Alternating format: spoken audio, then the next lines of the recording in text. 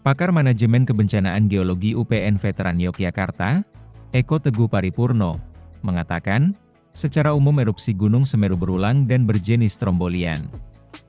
Jenis ini umumnya lebih eksplosif daripada Hawaiian, dengan letupan dan semburan gas yang teratur. Letusan ini umumnya terjadi selama 15-30 menit. Meski begitu, Teguh bilang, erupsi yang cukup besar alias jenis vulcanian juga pernah dialami Gunung Semeru beberapa kali. Letusan ini sangat ditentukan besaran energinya. Jika energinya kecil, maka akan menghasilkan letusan kecil, sehingga saat energi yang berkumpul besar, maka akan menciptakan erupsi yang besar. Sejak 2020, 2021, 2022 kemarin itu ada kecenderungan baru yang sering disebut sebagai awan panas guguran atau APG. Nah, karena kalau status gunung api itu sifatnya dari data-data magmatisme, maka yang guguran itu dari kecenderungan erupsi ya. Erupsi, dalam tanda petik kalau menurut saya sebenarnya, kubah lava yang mengalami guguran, kata Teguh saat dihubungi jurnalis Tirto, Jumat, 21 November 2025.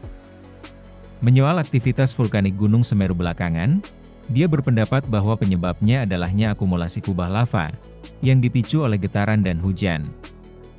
Hal itu kemudian membuat kubah lava tak stabil lalu menciptakan awan panas. Nah, pemicunya ya pertumbuhan kubah lava dan gangguannya. Gangguannya yang paling sering dari kasus 2000, 2001, 2002, 2003 itu hujan. Jadi, kalau ada hujan, di satu sisi beban, di satu sisi pemanasan juga, ujar Teguh. Dengan semakin banyaknya volume atau besarnya kubah lava dan lidah lava, dia menyebut, intensitas ancaman maupun intensitas risiko pun ikut meningkat. Menurut Teguh, yang paling berbahaya dari erupsi Semeru sejauh ini adalah aliran piroklastik atau awan panas. Aliran piroklastik sangat dikontrol oleh gravitasi dan cenderung mengalir melalui daerah rendah atau lembah. Mobilitas tinggi aliran piroklastik dipengaruhi oleh pelepasan gas dari magma atau lava atau dari udara yang terpanaskan pada saat mengalir. Awan panas itu sebenarnya rata-rata ya, gak beda gunung api satu dengan yang lainnya.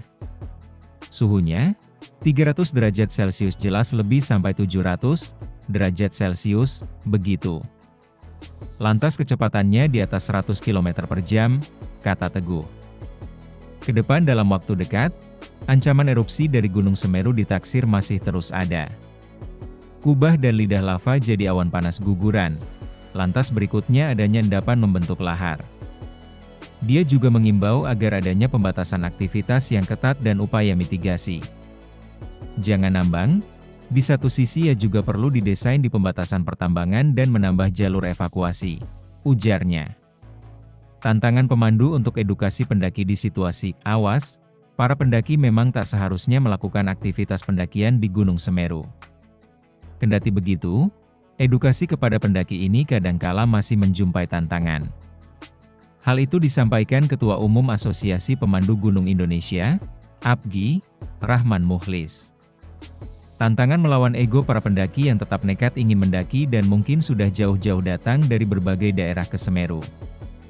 Tapi demi keselamatan bersama petugas harus tegas, pemandu, organisasi komunitas-komunitas juga harus tegas mengedukasi mereka, kata Rahman kepada Tirto, Minggu, 23 November 2025. Dia menjelaskan, seringnya aktivitas erupsi Gunung Semeru dan kondisi pandemi COVID-19 membuat pendakiannya menjadi terbatas. Gunung Semeru seringkali ditutup dalam jangka waktu yang panjang dan ketika dibuka, juga ada pembatasan kunjungan hanya bisa sampai Ranukumbolo, tidak bisa ke puncak Mahameru.